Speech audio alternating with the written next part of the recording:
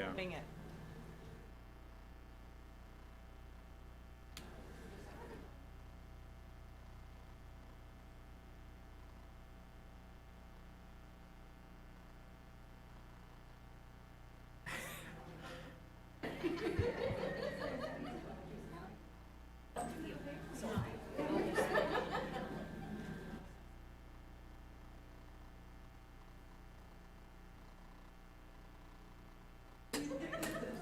Told me today at work it's supposed to be like 50.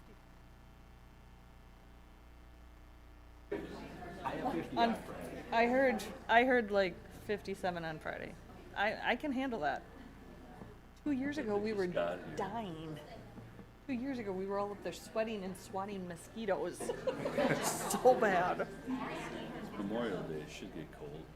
Memorial Day, you can either be in shorts and a t-shirt or park a hat Yep. and mitt. Yeah, oh yeah. I've done them both. I'm sure. Very unpredictable. All right. Good evening. I would like to call Independent School District 721 to order.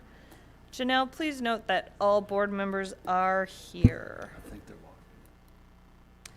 Please rise for the Pledge of Allegiance. Pledge allegiance to the flag of the United States of America and to the republic for which it stands, one nation, under God, indivisible, with liberty and justice for all.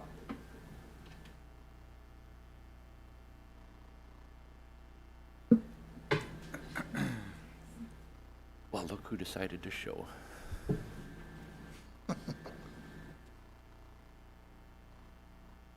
So now that you guys sat down, we'll let you come forward and do the presentation for the state wrestling, 2021 state wrestling. Okay, yeah, and I'll start out and then I'll ask our state champion wrestlers to come up. I just want to talk about recognize the New Prague Wrestling Program. We had 5 individuals this year that were in the final 8 of the Minnesota State High School League State Wrestling Tournament. Corey Biskins at 126 pounds. He entered the tournament with a 28-1 record, was a #1 seed. And last year, Coy finished in 3rd place. And obviously he wanted to do better. And this time he controlled his way through the matches, won 5-0 in the championship match. So he became our 8th state champion in New Prague wrestling history. The other wrestler that was a state champion this year, senior Nick Novak at 145 pounds. He entered the tournament with a 27-1 record. He was also the #1 seed in the state tournament. He dominated his way throughout the entire thing. In fact, to win the state title, he won on a 15-0 technical fall in the 2nd period. So he becomes our 9th state champion in program history. So it's the first time in New Prague High School program history we've had 2 champions in the same season. The Trojans went 12-3. Had 2 other 3rd place finishes and a 5th place finish, which I'll talk about in a second, and finished 3rd amongst all AAA schools. So this was the best individual tournament in the history of New Prague wrestling, finishing 1 place ahead of last year's 4th place finish. I do want to mention too that we're proud to announce that the team was recognized as a gold academic team for having a cumulative GPA over 3.5. Congratulations to other people. Colton Bornholt at 132 pounds. He had a 30-1 record. He finished in 3rd place. And we also have Nick's brother Joey at 152 pounds. And he also, he was ranked #2 and finished in 3rd place. And finally, last, not least, our Evan Anderson finished in 5th place. And he was at 220 pounds. So 5 wrestlers all placing in state. It was a banner year. And I know there's a lot of good things to come. Dan Wagner, our coach, is here tonight, runs a great program from the little kids all the way up. It takes a lot of time and dedication. And as you heard me talking, besides their athletic feats on the mat, academically, they're very good students. So they're all around great people. And I'd like our 2 state champions to come up.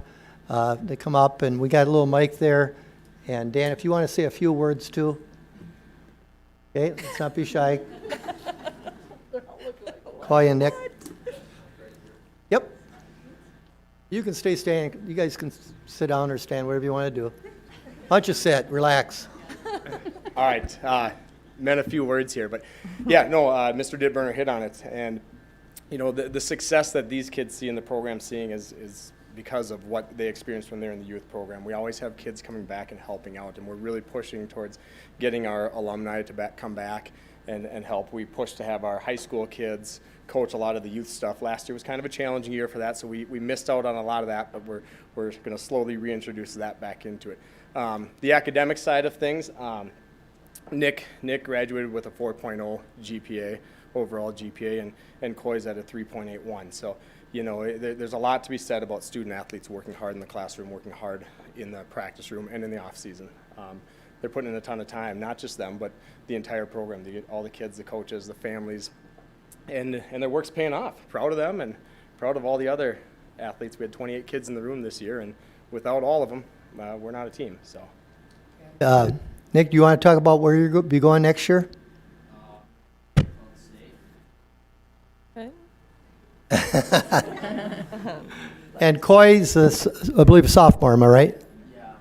A sophomore. So they done a great. Nick's going for mechanical engineering, and he's going to wrestle at St. Cloud State. St. Cloud State is the #1 Division II program in the country. Excited to continue to watch him and follow him too. All right. The school board, let's give them a hand. Why don't Nick and Coy, if you want to just go up and we'll just shake hands, go around, and we got a little gift that you'll never forget that we gave for the school district.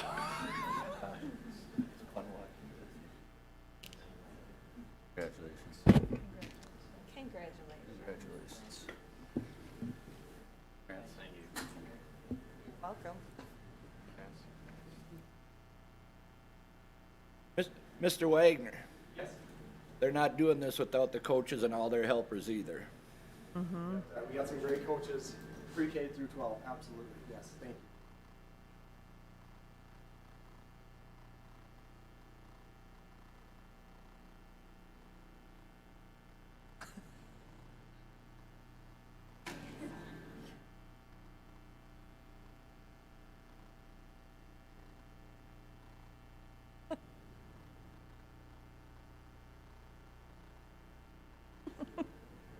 Guys can stand together, COVID's over.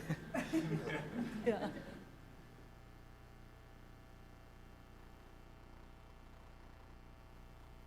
I'm pretty sure you can, hopefully you can crop this out of it.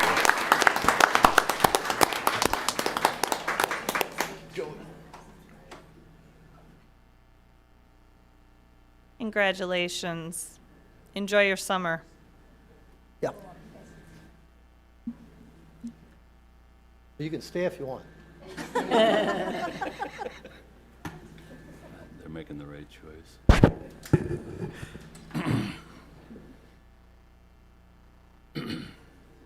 All right.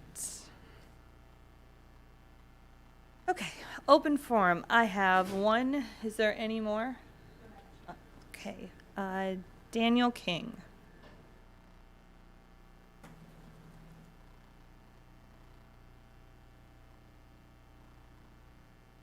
Good evening, Mr. King. Welcome back.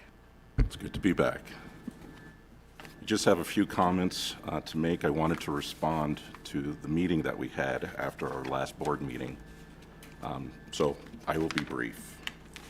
Okay. I'd like to thank the board for allowing me to speak again and for some representation from our previous group. The 2-hour follow-up meeting with the board was very productive in answering several of the concerns that had been raised from the previous meeting, and we appreciate that. Open communication surrounding the decision-making process was highlighted as an area for improvement, as well as parents' interaction with the board was also determined to be critical to the process. I think those are two major takeaways that I had from the meeting. So what next is going to be the obvious logical question. If you've been following recent events, there is still a concerted effort to institute CRT into the schools regardless of the parents' opposition to the ideology. A glaring example of this nationally would be Loudoun County, Virginia. I'm not sure if you've been following that, but where taxpayer dollars are potentially going to be used to fund the training and adoption of CRT against the wishes of a very vocal and passionate community. Locally, we can also see examples of pushback from school boards determining that CRT is government speak and therefore cannot be challenged or dismissed. Quite frankly, that frightens me. Fortunately for this community, there is a strong will to reject CRT. However, we need to work collectively, the school board, parents, and the community, to actively safeguard our schools as the ideology can still find its way into the classroom. The board needs to recognize that parents will make rational decisions of where to send their children to school based on decisions made by this body. It is already occurring.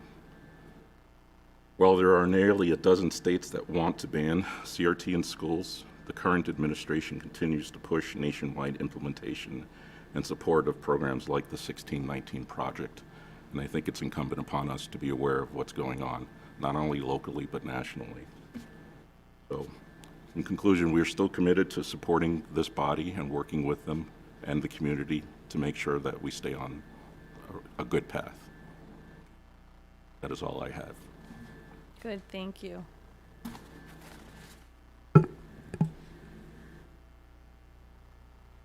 Okay, I will call for a motion to approve the agenda.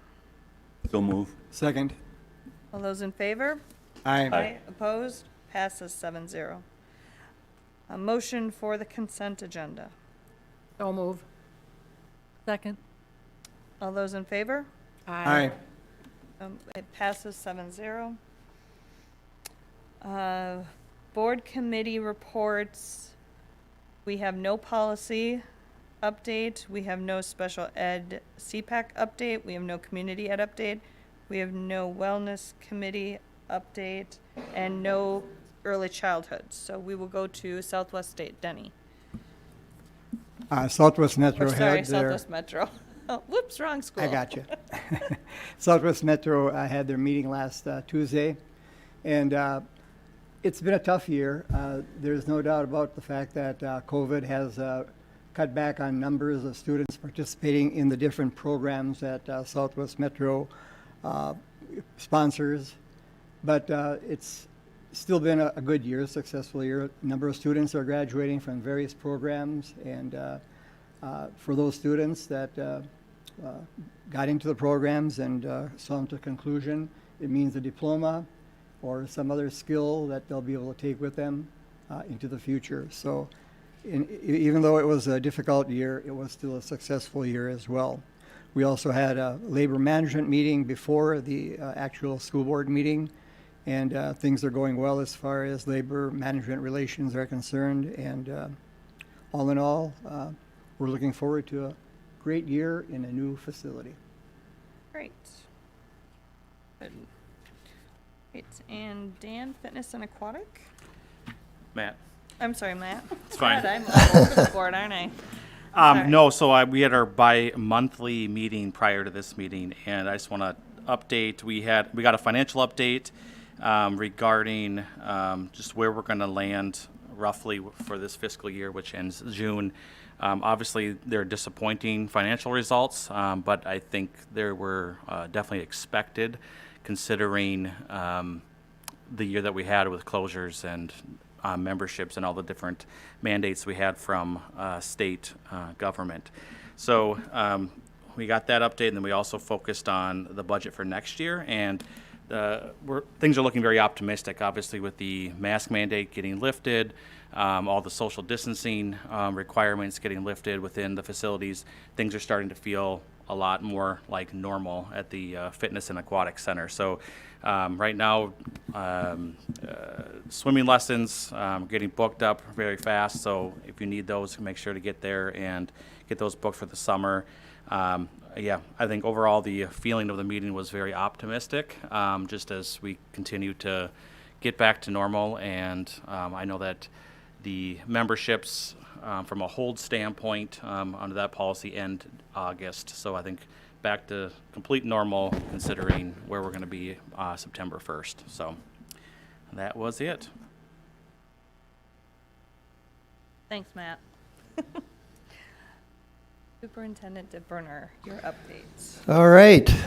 Well, the end is near here. We've got 3 more days of school, last day being Thursday, with Friday graduation, which I'll talk about in a second. As you know, over the last week, we've had seniors not in the school except to come take tests, do labs, some special circumstances, and it's because of the state's quarantine rule. We didn't want to take that risk for a kid missing graduation.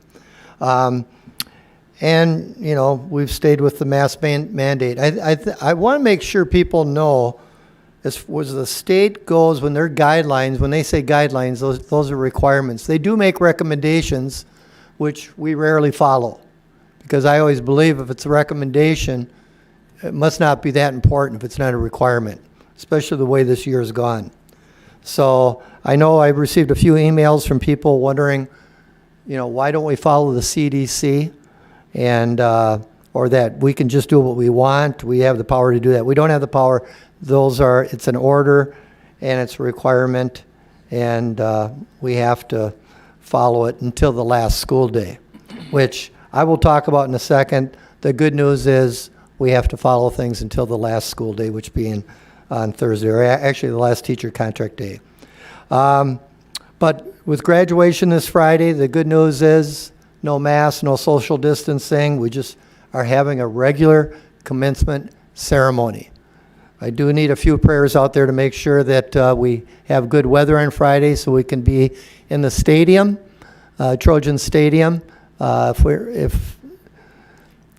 it's slightly raining, we're going to be going. If we can make it through this year, we can make it through one night.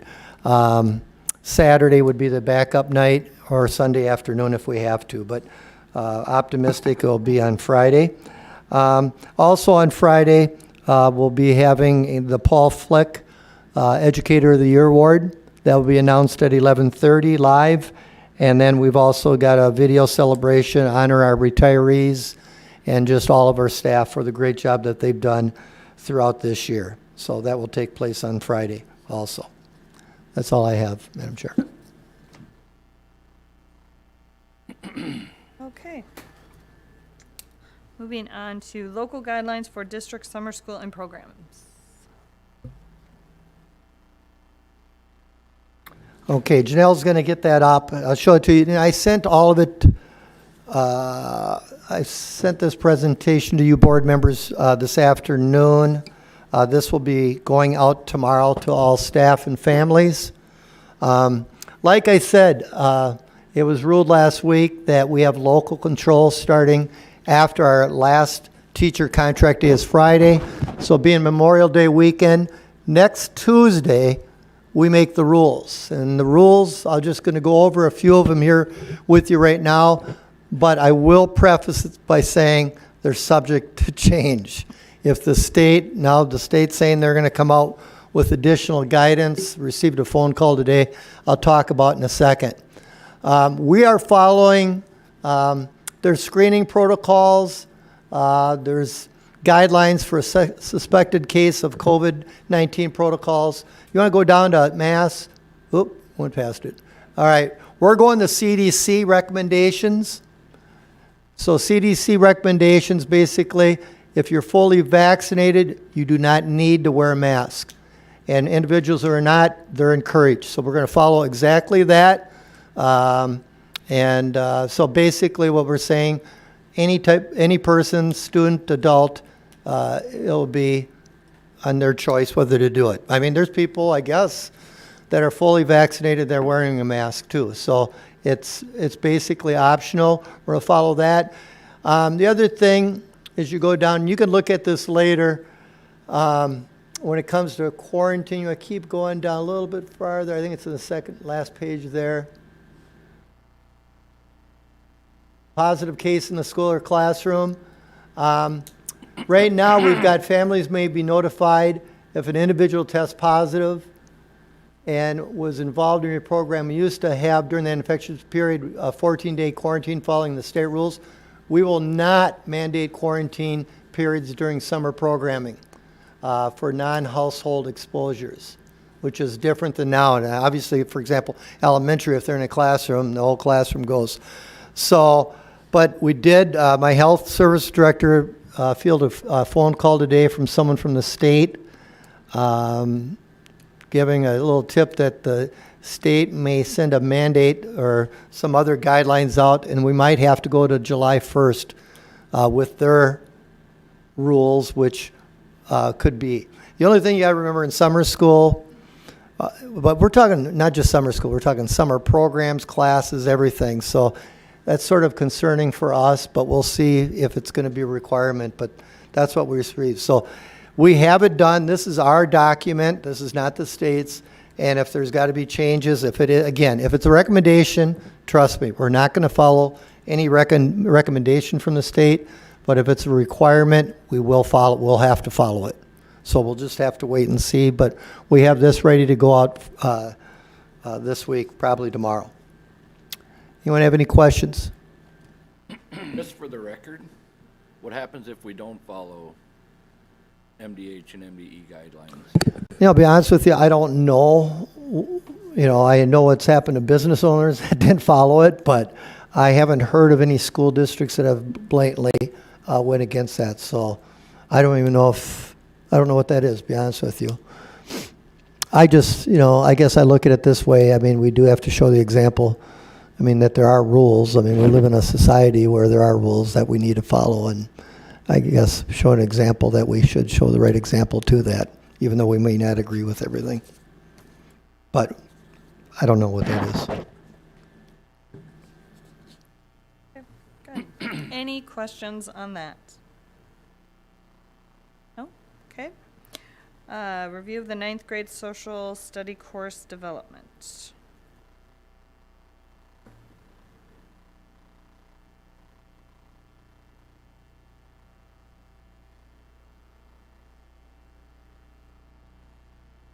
You can click it. All right, I'm going to just start the introduction here, and as Daniel King mentioned, Nicole and I met with him and his wife and Lindsay Nelson. God, was it already 2 weeks ago? Probably after the board meeting, and we're going to go over these things. And I got just to lead off. There are a couple questions that were asked, and we have the questions up, and we'll go along through this. Is that the first one or second one? First one? Okay. Why were these questions, or why were these changes made without questions or asking for parent input? The normal process, as you see up there, is collaboration with department curriculum director and principal recommendation to me, the superintendent.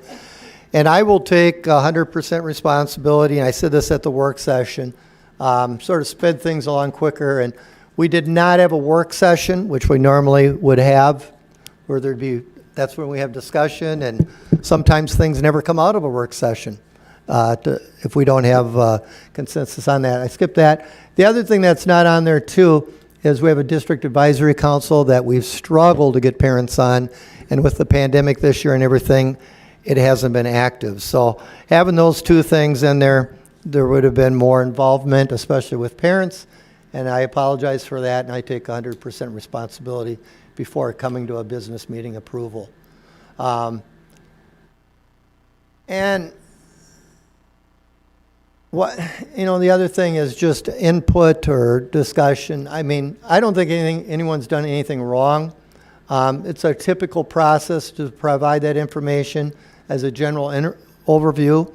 And like I've told Daniel, I think we have a pretty open, there's no hidden agenda, there's been good open communication, and I think there's been trust developed over years that we're going to do the right thing, and that we assume positive intent.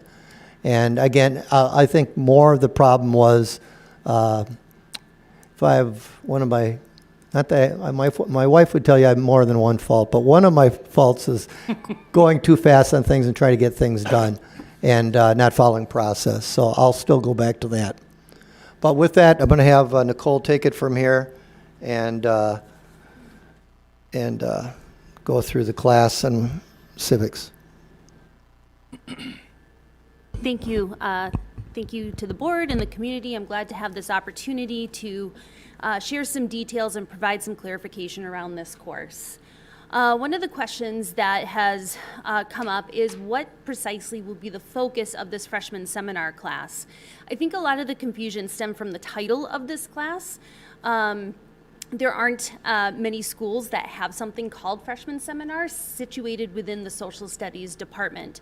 The reason that we decided to call it this is because we were actually trying to be transparent in that while there is a focus on civic standards, we are also focusing on more than just that. We are focusing on the civic standards as defined by the 2011 state standards. These are the ones that are currently in use. There are actually 34 civic standards, and all of them right now are crammed into 18 weeks in the 9th grade. So actually our goal is to spiral or spread our civic standards throughout our 9 through 12 curriculum. In this course, we'll really focus specifically on 7 standards, most of them skills-based standards, and I'll share a little bit about what those look like in a moment. We're also trying to incorporate literacy and history and social studies standards as well. These are actually state standards through the English language arts standards. They address specific skills in reading informational texts. These are college and career readiness anchor standards. And one of the things that has come to our attention, especially as all of our students have started taking the ACT, is that this is an area where our students we could do better in improving their skills in this area. Even though we have many students who have very high GPAs, we are seeing that only 53% are meeting that informational text benchmark on the ACTs, and so we want to make sure we're incorporating more of that particular skill into our curriculum, and we'd like to start it in 9th grade. We also want to make sure that we're including intentional lessons in digital citizenship. This is part of our reality, and our students are very well versed in social media, but not always versed in all of the pitfalls that can come along with it. And so we want to make sure that we're addressing that as well. And of course, we want to make sure that we're really bolstering academic and study skills, and 9th grade is a really great place to start to do that as they're making the transition from middle school into high school. And so we saw this as an opportunity to provide more rigor. So going back, if we could do this all over again, we might actually call this something more along the lines of foundational civics. The 7 standards that we're looking at really focus on some very important foundational concepts. And while I say foundational, they're also incredibly complex. Ideas like sovereignty, popular sovereignty, consent of the governed, a democracy versus a democratic republic, and philosophical foundations of our founding documents. Those are concepts that take a lot of time to ensure that students master, and so we're trying to take more time to lay this foundation in 9th grade and then spread it throughout the scope and sequence, grades 9 through 12. So just to give you a specific example, one of the civic standards in the 2011 standards is that students will be able to identify sources of governmental authority. They would understand how a representative democracy functions differently from other forms of government. They would understand that popular sovereignty is the source of legitimate governmental authority in a republic, and identify examples of popular sovereignty in both historical context and current day context. These skills would all be overlaid, so we're not teaching these as separate unit. They would engage in content around these skills through reading informational texts, and that's where we would get into the literacy and historical skills, historical and social studies literacy standards.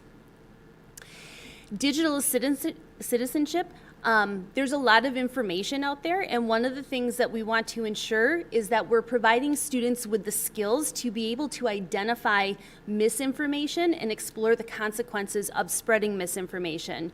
So this is an example of a lesson plan. This is not one that we have refined. So if you do take a look at this, you'll look and you'll notice that this is one that has been created. We would spend time this summer refining this for our students, but the idea would be to apply lateral reading, which is a very specific type of reading when you're reading an online article, to try to determine, is this a valid source or is this an example of misinformation? And so if you take a look at this, you'll notice that it's called Hoaxes and Fakes, Lateral Reading, and it really focuses on how a viral video is developed for marketing purposes, and it's really focused on a very non-controversial topic, which is a goat saving a baby pig. Or maybe it's the other way around. But it's really designed to help students understand who's producing information and for what purpose, and how do you determine if it's factual or not factual. And in the process, we would continue working on those academic and study skills that our students all need. And one of the questions around this focus on social media or media sources in general that has come up is, in regard to teaching proper media sources, how will those sources be decided upon? I'd like to really highlight that the purpose of this course, or the goal, is to help students gain skills to recognize where the bias in a source exists and how to recognize when they are reading a source that confirms their own bias. And after understanding the skill and practicing the skill, they will be asked to find sources on the same topic and compare and contrast the bias present in both. The reason I state this is because our teachers are going to be teaching this course from an inquiry-based perspective, meaning they are not informing students. The students are practicing skills and gaining skills and then applying those skills to their own sources. So we will not be necessarily choosing sources for them. We will be having them practice the skills, and then they will be choosing many of their own sources. How will racial and social issues be addressed? So this has come up. I want to be clear, this particular course is not specifically dedicated to racial or social justice, nor is it taught through any specific historical lens. Critical race theory is a historical lens that is really explores power dynamics. It wouldn't be appropriate to use any one lens for students to examine history as a teaching tool. Whether that's critical race theory or many of the other historical lenses that exist. That being said, social issues and racial issues will come up. It is, after all, social studies. The way it comes up is as students explore current issues in order to practice the skills that I previously mentioned, students may choose to consider social and racial topics as part of their work and bring them forth as part of a larger conversation or discourse. When an issue of race, gender, sexual orientation, or social justice issue is brought up by a student, this is actually an excellent opportunity to practice the skill of engaging in meaningful civic discourse, which is, in fact, one of the standards. The focus is on the process of learning, listening, and being able to discuss difficult topics appropriately and productively. So our job is not to promote what to think or what to express, but rather how to think critically and how those thoughts are expressed in class discussions appropriately. It will be inclusive, as all students deserve to see themselves represented in the curriculum and have their identities represented. But again, we will not be promoting any one particular model of thinking, and there's no intended outcome other than that students learn how to think and use evidence to provide, to support their thinking. Another concern that has been raised is civics being delayed. No, well, yes and no. It's being expanded. The course of civics is being delayed until senior year, but those civic standards will still make appearances throughout grades 9 through 12. They will make them in this 9th grade course. They show up again in their second semester 9th grade course, World History, through the study of ancient Rome, ancient Greece. There's some comparative politics that will, comparative government that will show up there. They explore this again in their U.S. history courses in 10th grade, and then again in economics and world geography in 11th grade. So really, by the time they get to 12th grade, they should have a pretty deep foundation in civics, and then we can get into a much more sophisticated, rigorous conversation as they're seniors around the civic standards and as they become eligible voting age. Another concern that came up was that in 12th grade, what if they take political science? How does that work? We do offer a college political science course. In grade 12, students will be eligible to take either civics or political science to meet that graduation standard. Political science is just a more robust introductory college level civics course. Who will be teaching this class and how will they be trained is a question that has come up. Members of our current social studies department and sectioning assignments are being finalized now. As licensed social studies teachers, they do have the prerequisite skills for teaching these standards. In fact, these are all standards that have been taught in the current scope and sequence. So this is not new content for them, it's just being redistributed, and we're changing our approach to a more inquiry-based approach. That being said, many of them have already started with professional development through the National Conference for the Social Studies around teaching inquiry-based courses and having challenging conversations. And others will continue as the National Conference actually takes place in Minneapolis this fall, and priority will be given to those teachers who are teaching this particular course. There has been some conversation around the new social studies standards. A draft was released pretty shortly after this course was approved by the board on February 8th. That was an initial draft. It included some key standards. It does not have any of the benchmarks, and what that means is it has overarching standards, but MDE has not provided any of the examples of what it would look like when a student has mastered that standard. So there's been a lot of conversation about how things are missing, and that is true because it's not at the point where they're finalized. They actually have quite a ways to go before those standards are finalized. And then with the pandemic, they have actually pushed that back yet another year. And so those are not to be implemented until 2025, 2026. So we have quite a ways to go before those standards come into play. So we will continue working off the 2011 standards. The standards that we're implementing in this course, they're quite foundational standards. And when we looked back to the last cycle and the cycle before, there haven't been a tremendous change in the civic standards because they are so foundational. And we can't necessarily wait for another 4 years for the state to finalize standards without moving, because we see a need in our curriculum now. So curriculum is still a local control choice. The standards are just the signposts that we use to develop our local curriculum, and it is always a work in progress. And so we do see this need for our incoming 9th graders sooner rather than later.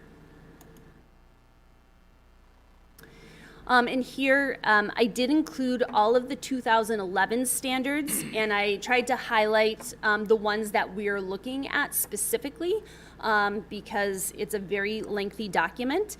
And I also included all the English language arts standards, the common sense social media and digital citizenship standards that we use, and some examples of the study skills framework that we are looking at. And so that is just a more in-depth overview than what I gave you on February 8th, but we are still very much in the development process. And at this time, if you have any questions, I would be happy to answer those. Anyone have any questions? Yeah, I'll jump in. So will there be any opportunity for parents, staff, students to participate in the development of this class over the course of this summer now into the next year? Or is that just done by staff at this point? The standard process for any course is it is developed by the teachers who are teaching that course, and it is aligned to state standards. Now, that being said, the first time you teach a new course, you do get feedback on that course and make adjustments as it goes. So we anticipate where people have a very high interest in this particular course, that feedback loop is going to be built into the implementation process in the fall. And I guess the reason why I asked that question was because I think admittedly there was no committee, feedback. Initially when the course was developed, based on what Tim had said, that there was, with COVID and the committee meetings weren't happening. And so I just thought there might be an opportunity here to get Well, that I think it's feedback. something we could share the content when it's done, but I think from you listening to Nicole's presentation, what I said earlier, we're not going to be doing any, the one thing we're not going to do, I'm just going to say we're not going to advocate any one political message or try to advance a political message. So when Daniel was talking about CRT, it's not going to happen. So I think it's just a trust thing, and we'll be very transparent as it comes out. And I think when we talk about parent involvement in the advisory council, that'd be down the road. That's at a beginning stage before we get too far. And that's a change we'll make in the future. The one thing I think people need to remember is, if you want to give input on the standards of future and social studies, you got to go through the state. And they're the ones that are creating them. And there's still a couple elections before that even gets finalized. But what we're doing is increasing our depth of knowledge, our instruction, our time in social studies. There's a lot of schools that have gone less in social studies and increased in other subject matters. We're increasing in social studies, and especially like Nicole said on the civics. It's basically, this is an intro to civics, and the senior class is advanced civics. And I want to be clear. I support and trust the process, and I do, because I think that this is how the system works, and I applaud that we're adding the digital citizenship to this course. And I go back to our February 8th meeting. I think that piece is a huge addition to what our kids are going to be getting, along with the academic and study skills. I think so many kids enter high school without having those foundational skills, and I think that's a huge addition to our curriculum. So I support this course as I did in February. Anything that does the work of encouraging participation on the citizenship part of life is important. And I think a class like this will go a long ways to promote that interest and participation in our government. And that's a very important thing. Anyone else? Thanks, Nicole. You did a very good job of presenting this. Very good. Thank you.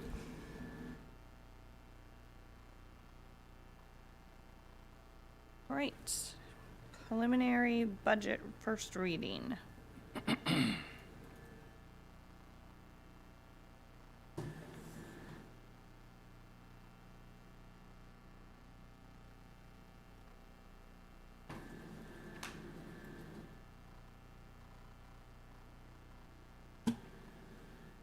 Hey, good evening. At the May board meeting is when I do the first reading of the budget. We'll have a final reading of the budget at the meeting in June. As you know, we are required to pass a board-approved budget by July 1st, which is when our fiscal year starts. First, I just want to cover our COVID federal grants. MDE actually has a nice little flow chart that they gave us last week. There's like 8 or 9 grants now that we're trying to keep track of, and they all have to be spent on certain things and certain timelines. So it's a very complex picture to put together. First of all, we received the COVID relief funds, and that was about $1 million, just slightly over, $1,004,000 and some. And that had to be spent on COVID-related expenses that weren't in the approved budget and incurred between July 1st, 2020 and December 31st, 20 to December 31st, 2020. And we spent that on the emergency childcare that was required, that we offer. PPE, we had a lot of masks and gowns and cleaning supplies and fogging equipment and stuff for the people like plexiglass that were providing services to students.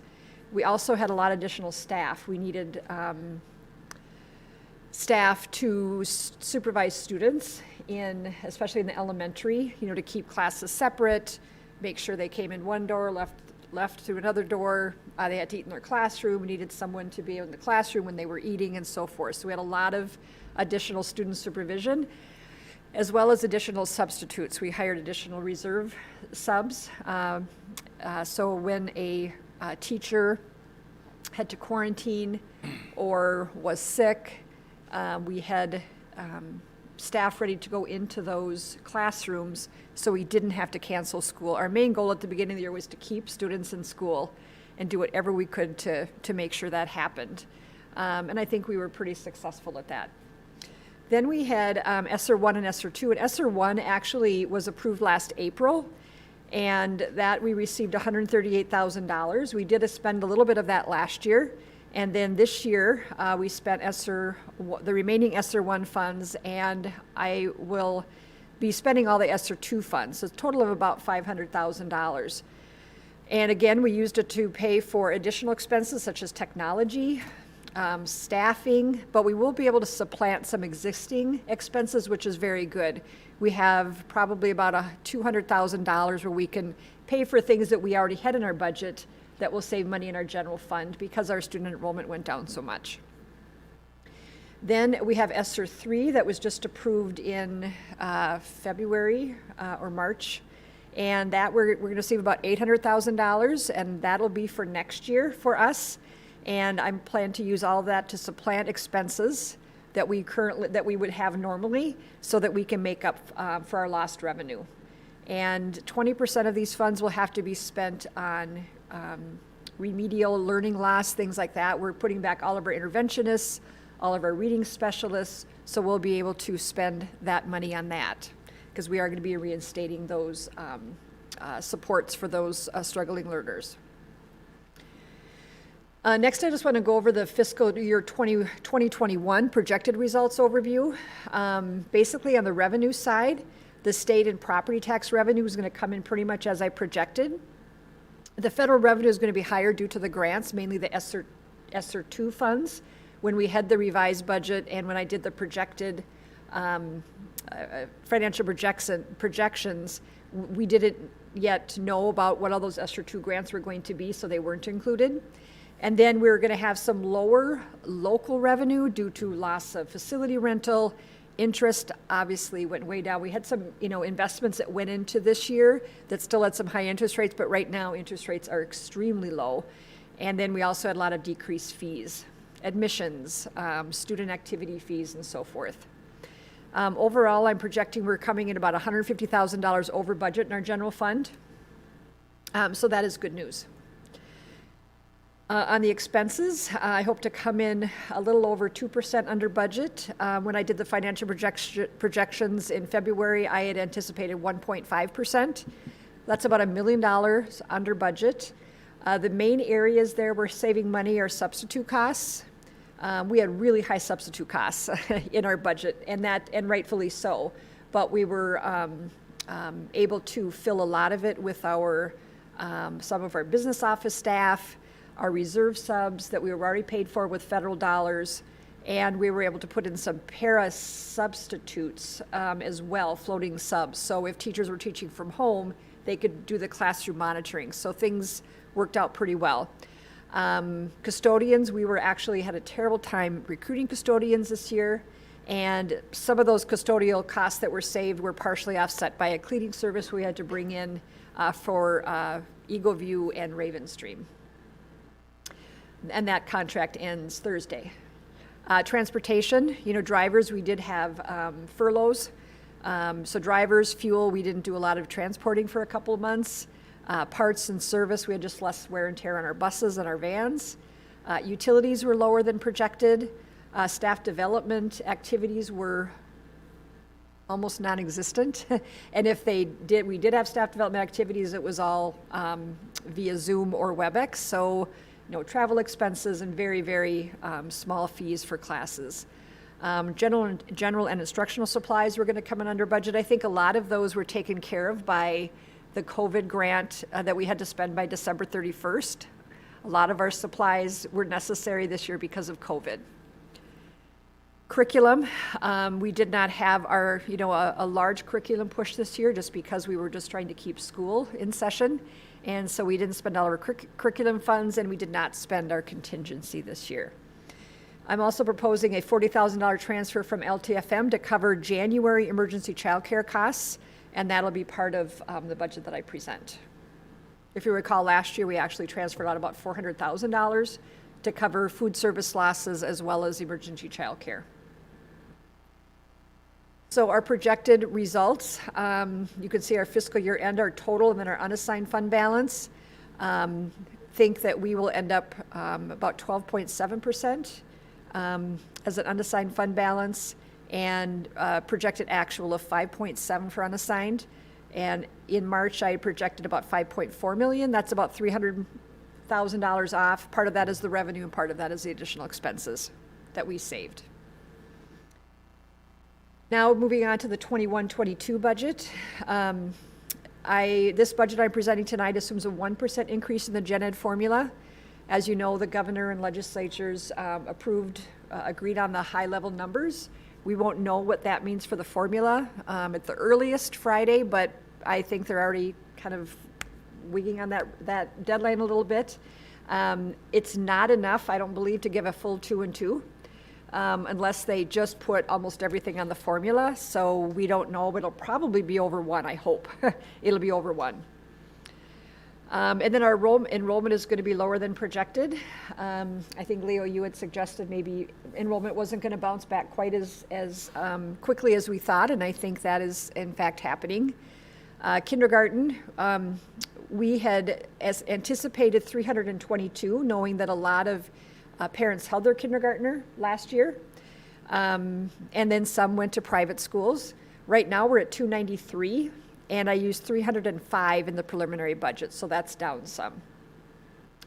I assumed that 90% of distance learners are going to return in person, and we're hoping that could even be higher with the state of COVID.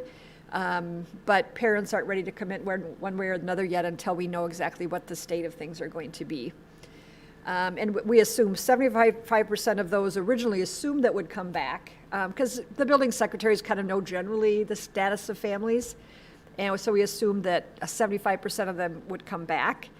So we're looking at ADMs of 4,126 versus 4,243, which is what I had projected initially, a decrease of 117.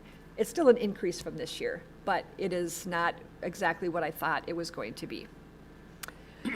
Then we'll have the ESSER 3 funds to supplant expenses to offset our revenue loss. And local revenue, we're hoping that rental and admissions will be pre-COVID levels. We're still projecting very low interest earnings unless things turn around.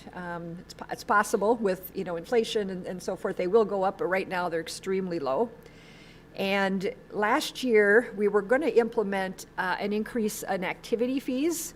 You did approve that for 2021. We did not implement it because we barely had sports, at least in the fall and winter. So we're going to be implementing that new fee structure for 21-22. As far as expenses for staffing, we're going to be decreasing 2.0 FTE at the elementary level. Again, last year, you had approved a plan to reduce elementary para time at each of the elementary buildings. That was not implemented just because we had to have extra pairs for student supervision, so we hope to implement that for the fall. We're going to be eliminating a high school media para position. That position is now vacant. We will be increasing a 0.71 FTE at the high school. Some areas are increasing and some are decreasing. The main areas of increase would be art and social studies, but we have some areas that are going down.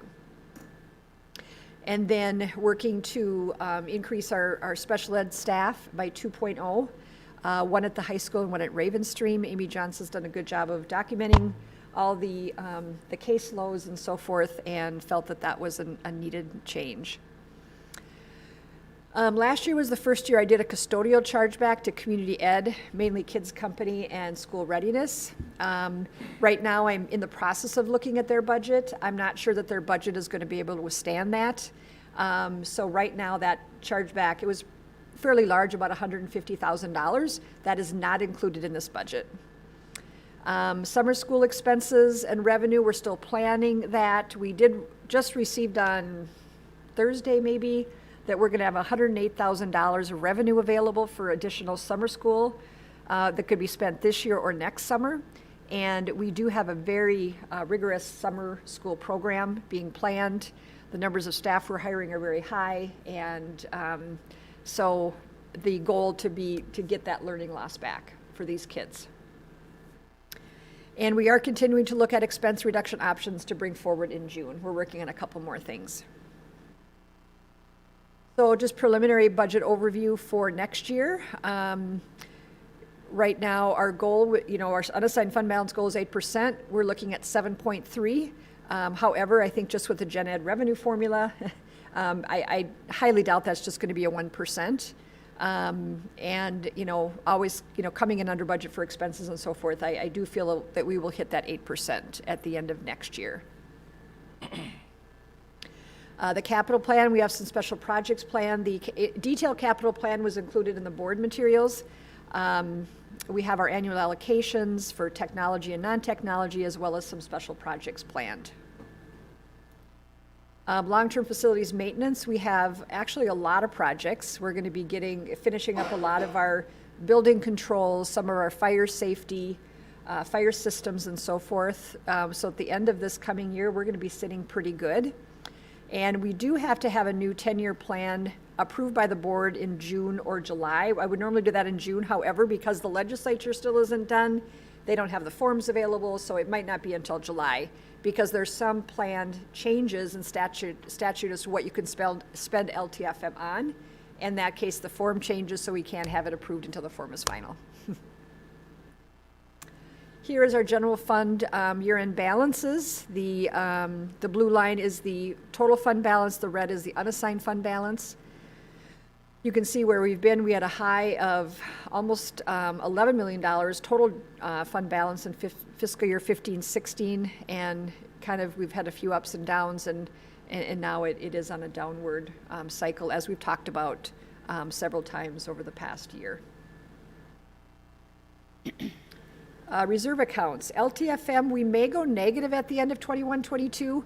It's totally fine to do that, and it would recover in 22-23 with our large amount of revenue. We won't have as many projects in 22-23, so I'm not concerned about that. Operating capital would be decreasing. Gifted and talented, this year we took some of the focus off of that. We will have a renewed focus, and that will result in a planned spend down of our gifted and talented fund balance.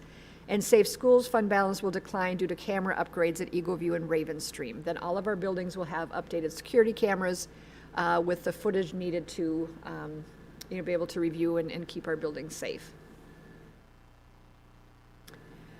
And then other funds will be presented in June. Next steps, we'll have the preliminary budget approval in June, and that will include all the funds. Any levy revenue increase proposals need to be decided over the summer. Excuse me. September, of course, we'll have updated enrollment. We will give up some updated enrollment figures over the summer as distance learners and so forth commit. So you'll be updated on that. And then, of course, we have the audit and the final budget, and it starts the process all over again. Any questions right now? I do have a little bit here. So, first off, Sandy, I appreciate all the hard work that goes into this, because I know how difficult it is to put together a budget this large. One piece that I just want to voice not necessarily it's a concern about, but it's more just my opinion. I would like to hear from the other board members as well. But I know right now you've earmarked the $800,000 of ESSER monies to supplant, loss of revenue. And personally, I think it's going to be a missed opportunity. I think those dollars were earmarked from the federal government to be an investment into our students. I think filling a budget gap with those dollars is not a very good use of those dollars, just because I think the kids this last year, and I think the idea behind this money was that the kids sacrificed for us as adults this last year because we were the ones that were vulnerable with COVID. And so I think to just fill this void of this gap, I think we're missing a chance to reinvest in our kids, whether that's to jumpstart a new program or a new class or a new curriculum or do something outside the box to reward our kids. So I would encourage us to not use those dollars in that way. Looking into the future, I know we've seen projections when it comes to the budget. We're in a difficult situation once we get after next year in regards to our fund balance goal and not being able to achieve that. So I think we really need to look at our operations now as a whole and say this is a reset. We have a reset now happening. Our ADMs are down, projected 117, and I think we need to right size our operation. And so I would just encourage us to not use those monies for that and to use it for a way to invest in our kids and then look at our budget and say, how can we right size our operations going forward? So I just wanted to voice that today, and so for the next meeting when we're going to be asked for us to approve things. So I appreciate that very much, and I think there's a lot of talk around the state, with business managers and what to do with those funds, and I think some districts received a lot of money. 2, 3. That is a lot more to work with than us, and it's only a one-time revenue, so you can't really, you could put in programs, but there's no tails to that money, so you can't fund it maybe for the second year or the third year. That's a challenge that districts are finding, and I do see somewhat, because I've put a lot of thought into this and thought about different ways, and we have a really good support structure for our students. We have a lot more social workers, more chemical health specialists, more mental health support, and more reading support. And you guys, you can talk about it. We do a really good job of that already. I really feel like we're above and beyond most districts, Tim. Yeah. It's what will be interesting with the legislature right now is how much they put to the formula and not go with compensatory, programs, whether more counselors or more interventionists or stuff like that. I believe in local control, us deciding where we're going to do with it, and by supplanting it, you talk about kids, we'll be able to bring back a reading. We didn't have reading specialists this year. We didn't have anyone to work in small groups, interventionists. Using that money for that goes to kids, and that's going to be a big boost. I feel bad for the kids that did not get that, because we had to put everyone we had into the classroom because of what happened with the pandemic and trying to do distance learning and also in-person learning and all that. So I don't know what the answer is. We get a little over 1 million. Faribault gets over 12 million. We're about the same size school district, but we don't have as high free and reduced lunch. I'd like to think they're going to put all their money into intervention programs or ELL. No, they'll be able to put it in the bank. We don't have that option when it's that little. We get 1 million, Northfield gets 4.5. Again, not everything is going into what you're talking about. If we could afford to do that, how little money that we got compared to other school districts, it makes it difficult. And that's what's not fair. I appreciate that perspective, because anything we can do for kids, and I think the summer money will help us an awful lot. The summer money is a very good boost to our summer programming, and I've not heard recent numbers of enrollment, but it's up considerably, and they're trying to make it fun and engaging for the students and trying to get students caught up and cement the ideas that didn't have quite a chance to totally get in their brains. Do that this summer. And then going back again to what Sandy said, this is just a one-time offering. So, you know, if we put the money towards something, it would have to be an in total purchase. What do you get? No, I know, I get that. I mean, I get $800,000 is not a lot of money when we're looking at our budget. But in my mind, and I guess what the idea of this money was to, as a reinvestment in our kids. And so I just think that money should be something special to jumpstart some type of program. So maybe a program we've wanted to do, but we haven't done it. And then we continue using that into our budget going forward, you know, and then we. It doesn't continue. This is a one-time No, I offering. get that. No, I understand that. So, And there's nothing worse than bringing in a new program and then having to cut it.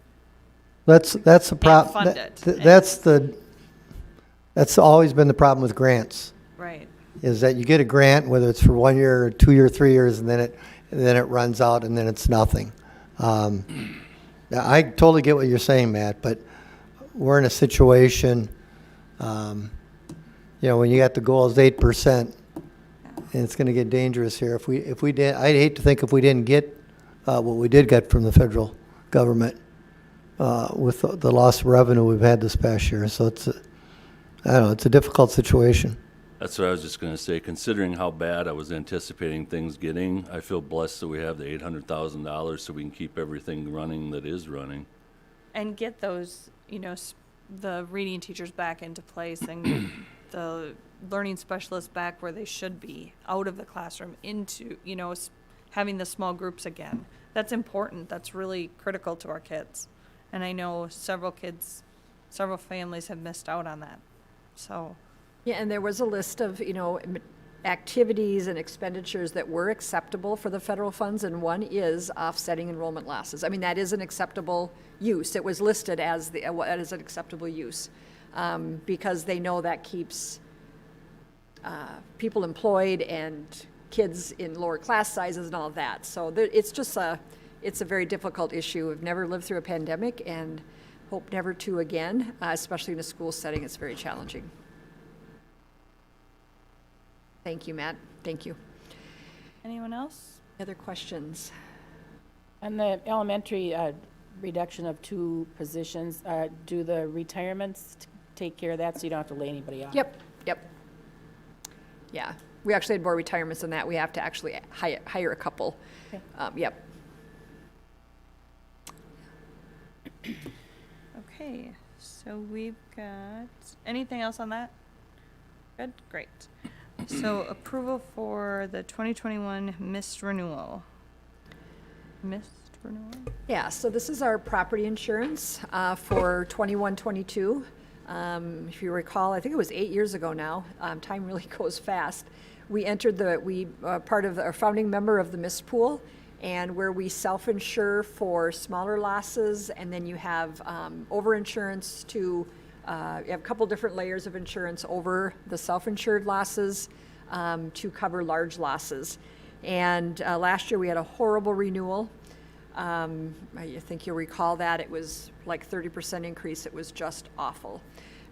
This year, it's much better. We have a 9% increase. I just want to talk about that a little bit. One is that the insurance market is still a very, what they call hard market. First of all, the losses have been very high, not only due to weather, but due to rioting. The civil unrest has cost insurance companies a lot of money. Interest rates are extremely low because of the pandemic. And what they do with their premium dollars is they invest it, and they're used to getting much higher rates of return. And so that's playing into it as well. The area that we got hit the hardest, the pool did, was cyber liability. As you know, you hear a lot about cyber crime. Actually, over 30% of cyber crime is done to public entities, because public entities don't always have the same level of technology invested in protecting data and systems. I think we do a very good job, but there's been 3 missed members that have had cyber claims. And so that insurance for us doubled. And it was a very, very difficult renewal on the cyber side. We're lucky to have cyber insurance. Not every district does. We offer it as a pool. Cyber insurance obviously is the up and coming thing because cybercrime is so prevalent, especially during the pandemic. It really went high. So we do have about a $28,000 increase in our premium. However, 14% of that is the cyber. So the rest of it really can be attributed to just increasing property values because you pay so many pennies per dollar of property value. So overall, it was a very good renewal. And, you know, the Miss Pool hires Gallagher to administer the pool. I think they did a really good job for us this year in trying to keep those increases to a minimum. It has been a very tough year for property insurance. I also want to note that we did increase coverages as well. And one of the key coverages for us that improved was bus replacement. So if a bus needs to be replaced because of an accident, we get full bus replacement instead of just, so they don't take out a deduction for the loss of value. So that is a huge thing for us if one of our buses were to go down. But some other values or insurance levels increased as well. So we also got some improved insurance. I'll make a motion to approve the 2021-22 missed renewal. Second. All those in favor? Aye. Opposed? Passes 7-0. Right. On to, we have a resolution. Yes, we have two resolutions that are from Southwest Metro. And I'll speak about them now before I take a motion and a second. The first one is the long-term facility maintenance revenue, and the other one is the application for safe school revenue. Both of those are programs that we have within our budget. And our member districts in Southwest Metro also have these. What these resolutions do is approve our proportionate amount that we have to pay to Southwest Metro for each of those programs. So instead of having them go out and, you know, individually take those funds and approve them, we can do it by putting them into our district safe school fund and also for the long-term facility maintenance fund. Okay? At this time, are there any questions about that? It makes it a simple way of doing it and a very clean way of taking our share of the amount and putting it into our district pots for those two revenues. If not, then I'll do the first one. I'll entertain a motion to consider the resolution approving the Southwest Metro long-term facility maintenance revenue. So moved. Is there a second? Second? It's been moved and seconded to consider the following resolution approving of the Southwest Metro Intermediate School District number 288's long-term facility maintenance program budget and authorizing the inclusion of a proportionate share of those projects in the district's application for the long-term facility maintenance revenue. Be it resolved that the school board of Southwest Metro Intermediate School District 288 has approved a long-term facility maintenance program budget for its facilities for the 2021-22 school year in the amount of $77,755. The various components of the program budget are attached in this exhibit. How do you vote on this, Leo? Yes. Kim? Yes. Mark? Yes. Tammy? Yes. Matt? Yes. Jean? Yes. Item passes 7-0. Dennis also approves it. Okay, the next one.